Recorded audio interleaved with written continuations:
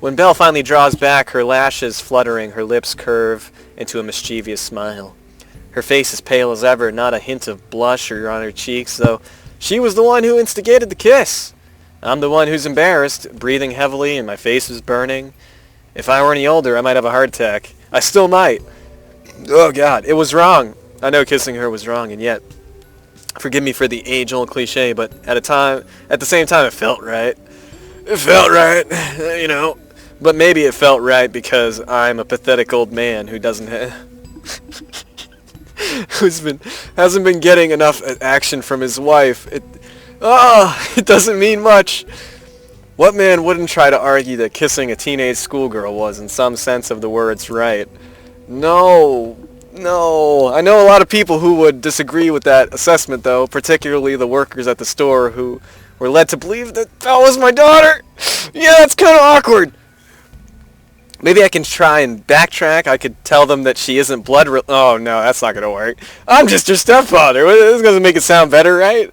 No, at this point, I think there's no salvaging this situation. The workers behind the counter really are looking at me now. This isn't just baseless paranoia. It's the unquestionable, unshakable truth. They look almost as surprised as I do. And their mouths are open. They're not the only ones. The other patrons are staring at me. Belle, I can never come back to this ice cream shop.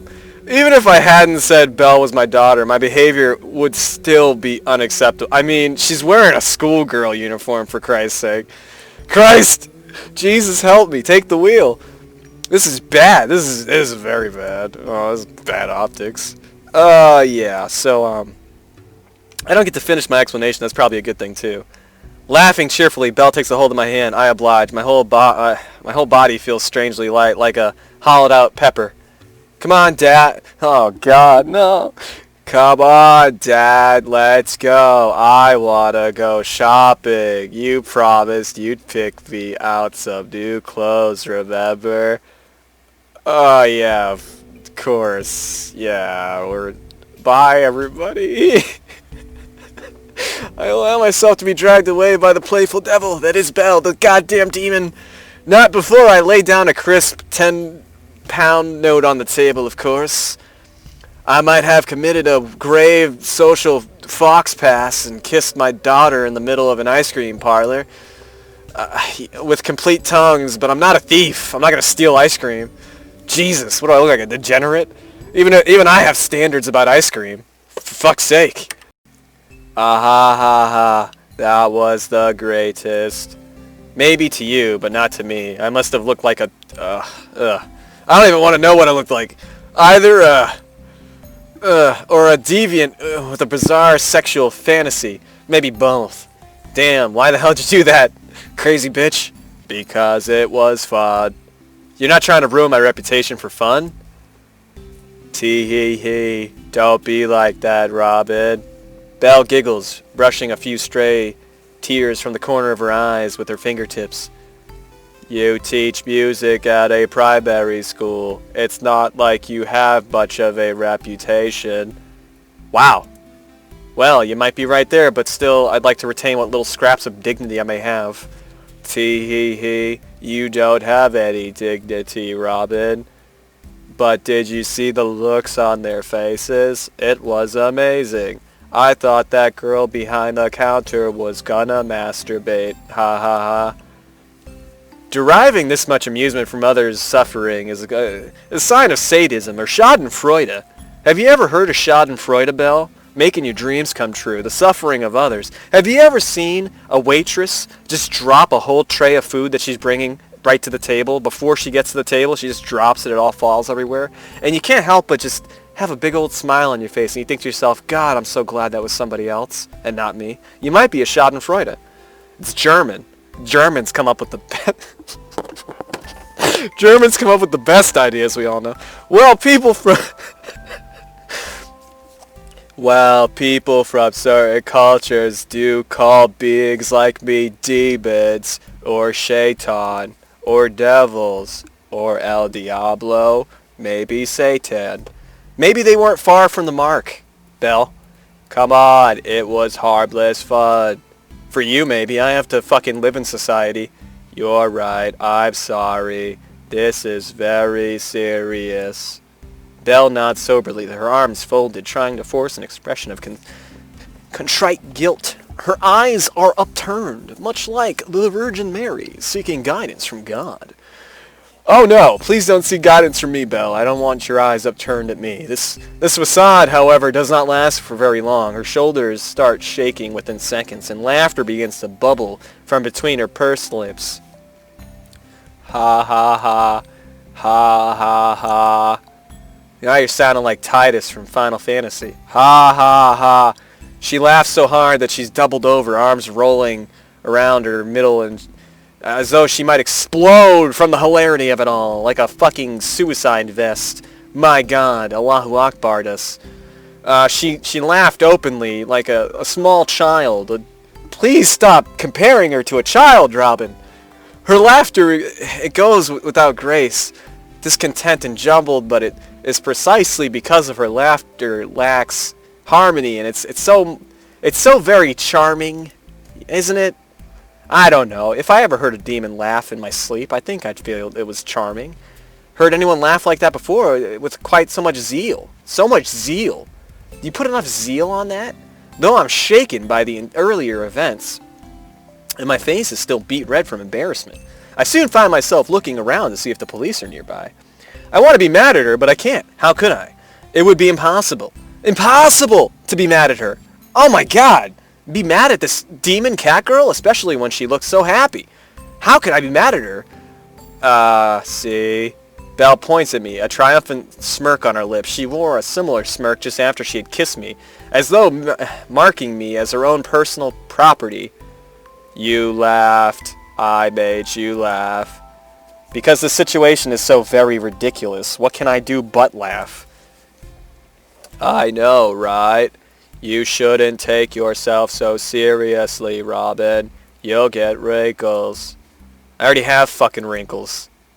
I know, but more wrinkles. New wrinkles. On your genitalia. Shut up, Belle.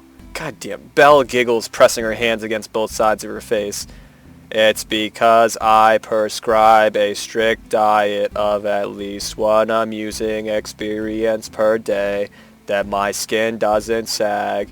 Unlike your testicles, no matter how old I get, I'm several countries old, as well as centuries, and I could still pass as being 18, 20. I roll my eyes, though I can't stop myself smiling. How... God damn it, Robin. How does she do it? Dermatologists all over the world are baffled. Ah! Dermatologists hate her. How does she do it? What's that meant to be? It sounds like it could be some kind of dumb internet advert. You know what the internet is? I'm surprised. You seem ancient. Well, duh. How would I be able to live in the 21st century if I didn't know what the internet was? But you don't know that people use the word gay for different reasons than just, like, jolly, jovial shit? Really? Okay. You know what the internet is, though, right? What? I don't know. I thought the digital era might have passed you by since, you know, you were busy being a cat. Come on, cut me some slack. I'm a pretty trendy person. I even know how young girls wear their uniforms. Belle strikes a pose, one hand on her hip. Her skirt, still as short as ever, catches in the breeze, fluttering around her thighs. Oh. It's a good thing the two of us vacated to this river, only a short walk away from the main shopping center. I got tired of various pedestrians looking us up and down and tutting. No doubt they were workers in the ice cream parlor. Assumed I was Belle's father. Disgusting! I can only imagine the disgusting the little old ladies thinking as they adjust their beige handbags around their shoulders. They go fuck themselves. How could a father let his little girl go out dressed like that? I wish I could have explained to them that I told her to dress sensibly multiple times, but she doesn't listen. Belle's too wily and willful. Also that she's not my daughter.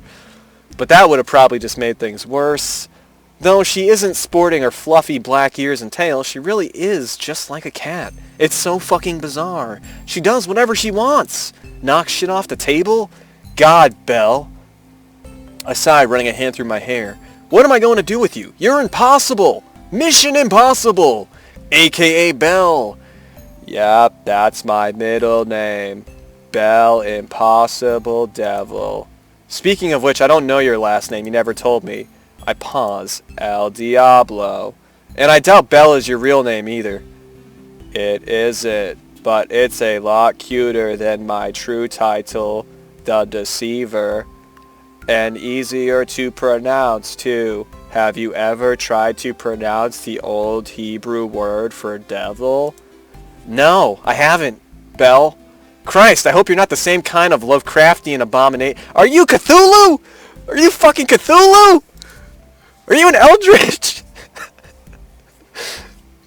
Hey, I resent the term abomination. That's discrimination. Discrimination against us non-humans. Discrimination, huh? I didn't know spirits were all that concerned about being politically correct. Oh my god, no. No. Even in death, we can't get away. It's still there. It's still there in the afterlife. God. Oh, you'd be surprised if you saw God. God is non-binary and has gauges in their ears, and they go by they, their pronouns. And they are also a masculine presenting transgendered lesbian. Oh, okay. Belle smiles. Just stick with Belle. I like the sound of my name when you say it. Plus, it suits you. What do you mean it suits me? Like a pair of clothing? You like music, right? Don't you think Belle is a cute and musical name? And it's less obvious than Melody, which is what we named our daughter. You think Mellie's name is too obvious? It isn't hard to guess one of her parents plays the piano. Let me put it to you like that. Oh, right, sorry. I apologize, though I'm not sure who I'm apologizing to. Belle for being so transparent, or Melody for giving her a name, which, with the gift of hindsight, turned out to be so incredibly unfitting. I guess I've never been very good at naming things, haha.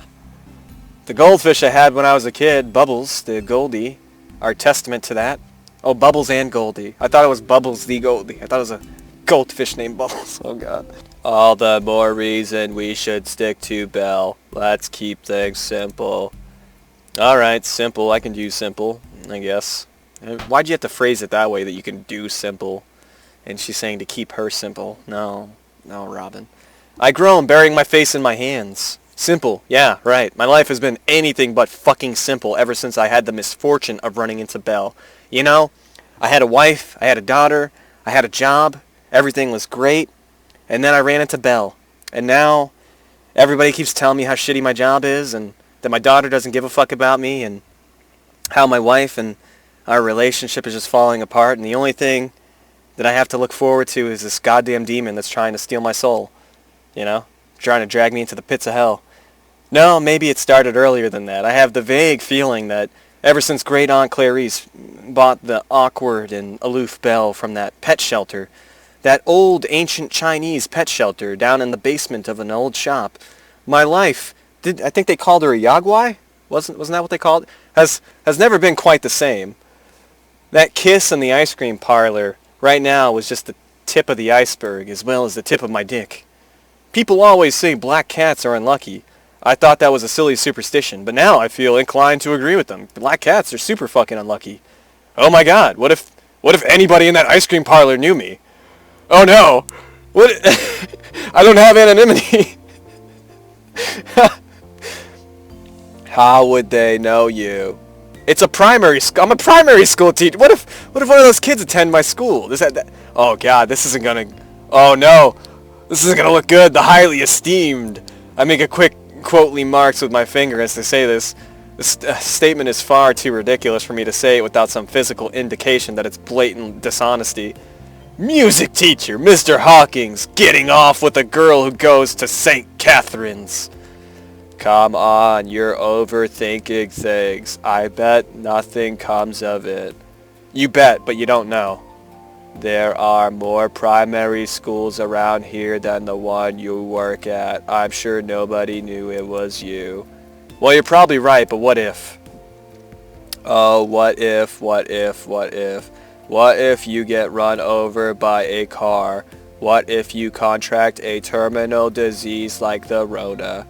What if you fall into a something? That was a lower blow. What did she say? I fucking skipped it by accident. Maybe it's for the best that I skipped it. Can I go back?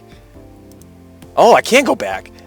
What if you fall into a lake and drown while trying to rescue a cat who can already swim? That was a low blow. Whatever. I'm just saying, who cares about all that? It's because you humans get so hung up on countless possibilities that you never do anything. You have a very valid point. You have a very valid point, Belle. You know that? You just... Wait, what? You just while your lives away as though you're waiting for a bus in a shelter. A bus that'll never come. You just need to take life by both hands and go out there and do something. Once more, I'm humbled by just how much Belle seems to value life. It's strange to me, particularly since Belle isn't a human herself, and by her accounts, has lived far longer than I have. Than I ever will, because I'm going to die a pathetic human age.